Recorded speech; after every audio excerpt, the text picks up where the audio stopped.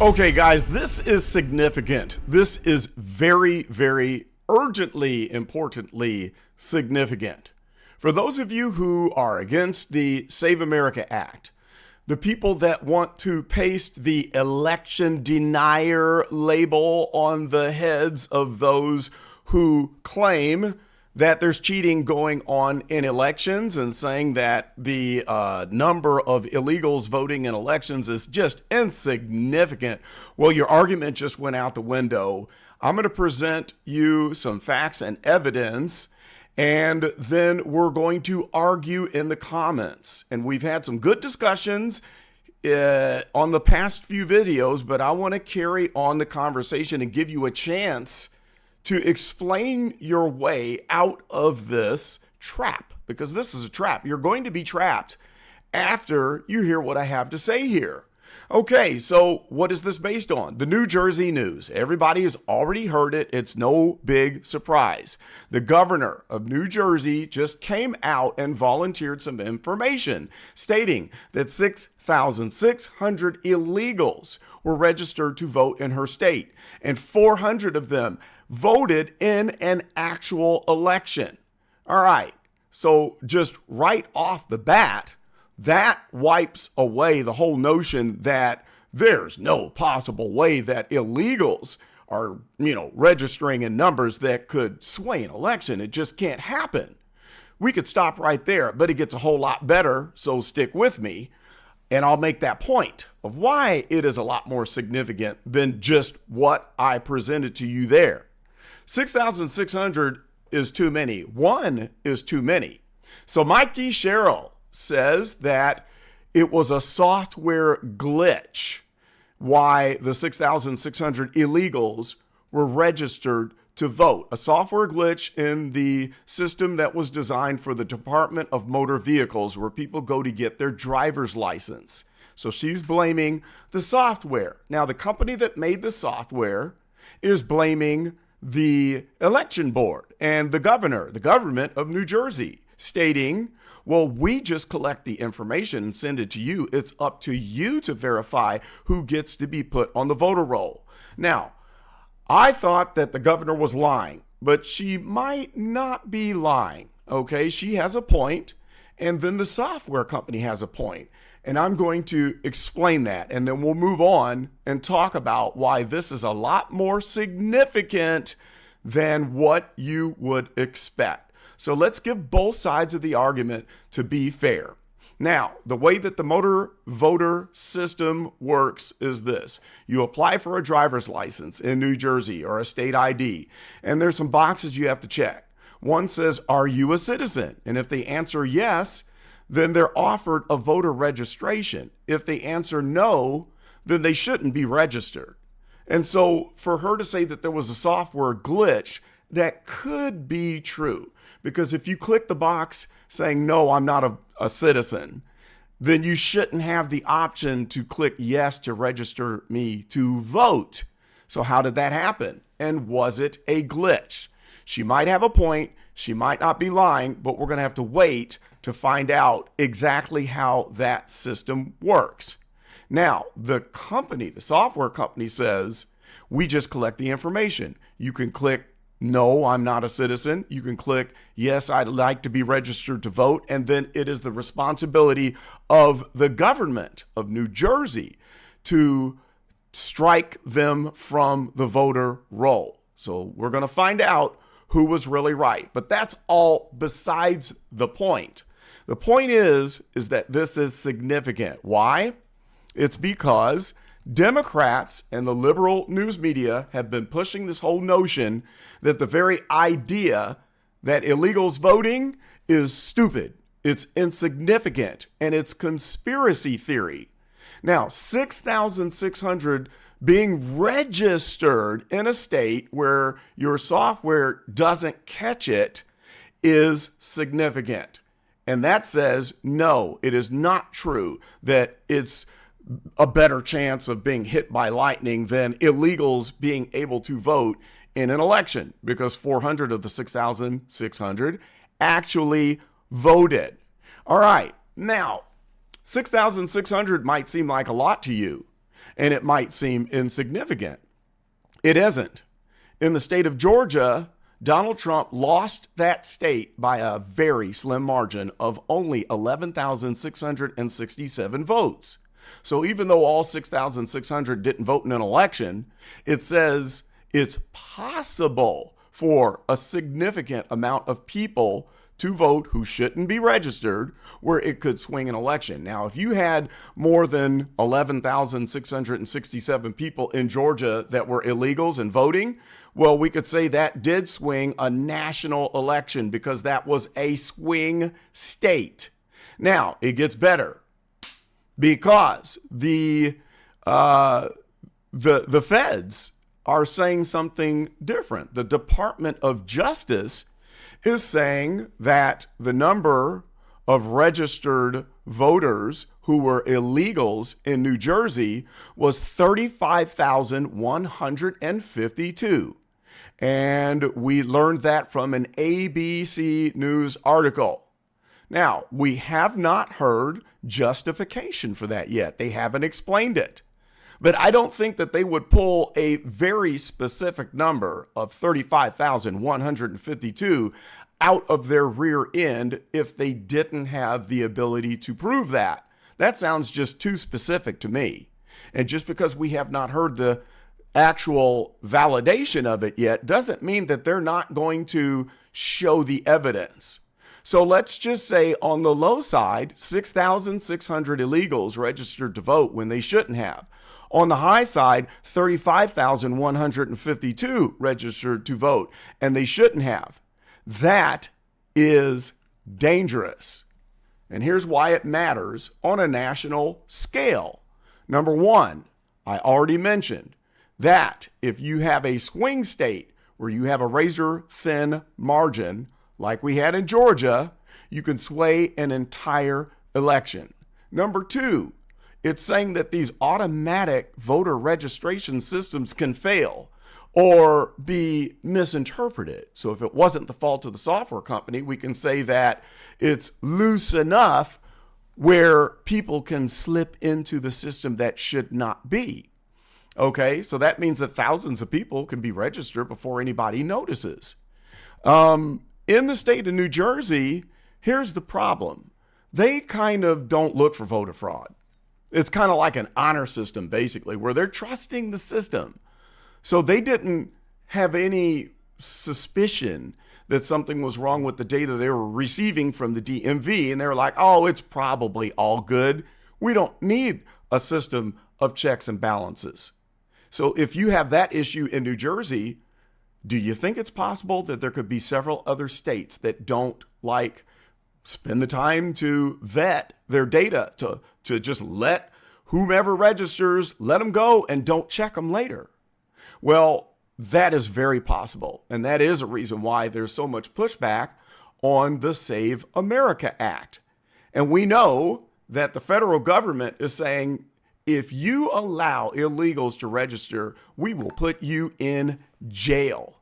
And I think that is why Governor Mikey Sherrill came out with this report and volunteered this information, because she doesn't want to go to jail. They don't want to be busted. So once they found out what was going on, they probably said, okay, the president has made an executive order that if you are not monitoring your voter rolls and you're allowing illegals to get on there, we now have a prison sentence that you're going to get.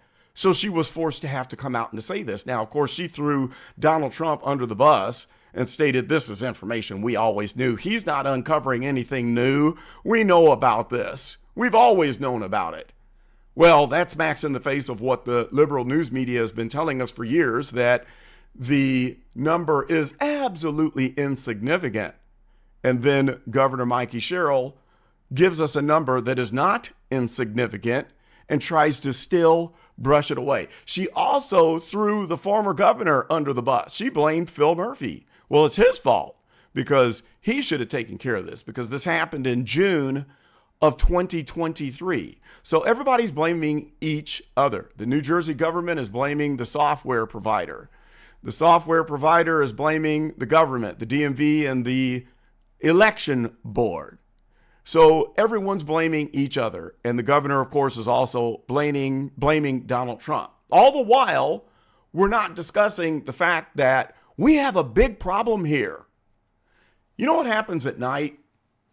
When you live in a house in the hood, let's say you live in the projects, you get up at midnight and you turn on the light and you see 5 roaches scurry and run to go back into the cracks and hide.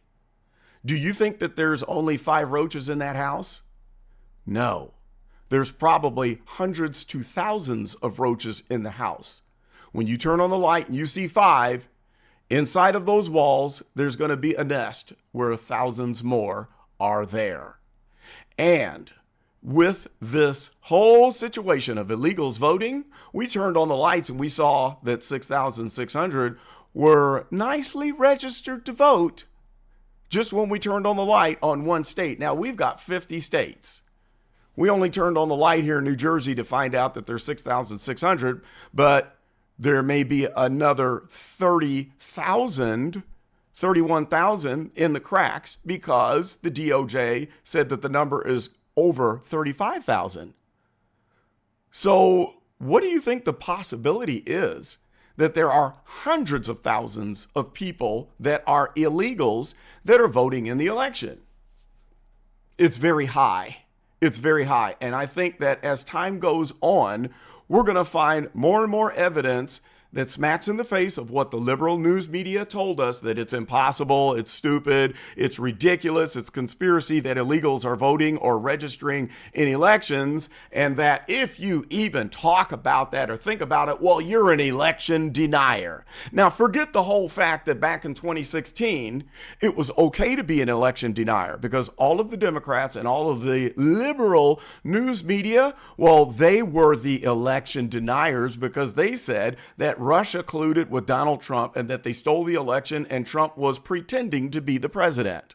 4 years later, oh, well, now we have the most secure elections in history. There's no possibility of cheating in an election. And if you say that, you're an election denier. They flipped and turned 180 degrees. So how is that going for you now, Democrats? The ones who are accusing everyone of being election deniers. And what are you going to do from this point now that the evidence shows that you have been, at worst case, lying, and at best case, trying your best to cover up fraud? Okay, you're trying to cover it up to protect your elected officials and the people that are in your pockets that are behind the scenes, like George Soros. What are you going to do now? I don't know what they're going to do because they're not making any valid points. Now, I have a prediction. My prediction is this. Once they get to the point where more evidence comes out that there are a lot of illegals, significant amount of illegals that are voting or registered to vote, they're going to push it to the next level. And they're going to say that it's racist to disallow non-citizens to vote in an election because we're all people and we live here and they're our neighbors and we should have an open border because the United States is an evil capitalist regime and we're the reason why there's so much bad in the world. And so we should accept all these people and treat them as human beings and let them vote and not be racist. Now, that's a whole discussion and an argument for another day because there's two different ways that people view the United States. On one hand, we have people that view the United States as a nation that is independent, that is a sovereignty, that is a democratic republic, okay, where you have decisions that are made by voting, and the voting is done by citizens only. That we're a strong and independent nation. Now, on the other hand, you have people that think the United States is evil. We've done a lot of bad in the world ever since this nation was founded. We're on stolen land. And basically, we're just a place where everyone in the world should come and gather. There shouldn't be any borders.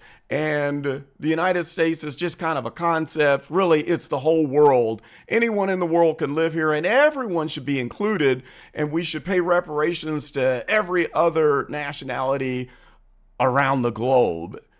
Give them free health care, give them free room and board, take care of them, coddle them, and allow them to vote in elections so we can be forgiven of our transgressions. And the United States is not a sovereign nation. It's just a place for everyone to gather, and that international law should rule, and that, okay, we should be more globalist thinking, that we're all on the same planet. We're just gathering here on this continent where we've got a great place to live, and anyone and everyone should participate in how this system is governed, molded, shaped. And those people are now leaning to the communist way of governing. You know, the whole Democratic Party, and that's another video that I'm preparing for you. There's a fissure in the Democratic Party where there are some very significant people that are saying that they don't think that the DSA should be allowed in the tent because they are not for communism. But that's another topic for another day. Now, I want you to sound off in the comments and tell me why you think this is still insignificant. We had a good conversation about the Georgia election in the last video in the comments. Go look at it, where a gentleman was saying, making a point that, well, it stands to reason that, okay, Trump lost and we really shouldn't be surprised. Well, Democrats tend to use mail-in ballots and Republicans tend to vote in person. Well, COVID happened and everybody had to stay home, and, you know, that changes everything because Democrats are more likely to sit on the couch and mail in a ballot. So since COVID happened and they mailed them all out, that's why we should, you know, accept the fact that 65% of those mail-in ballots went for Biden when the state was really split 50-50, and I reject that notion. But I want you to sound off in the comments and tell me why you think that this new information is still insignificant and that cheating in elections, ballot harvesting, and allowing illegals is a non-issue. I'll be looking forward to hearing from you on that note. So like, comment, subscribe, do all that good stuff. That's all I've got for this one. This is Carlton, and I am out.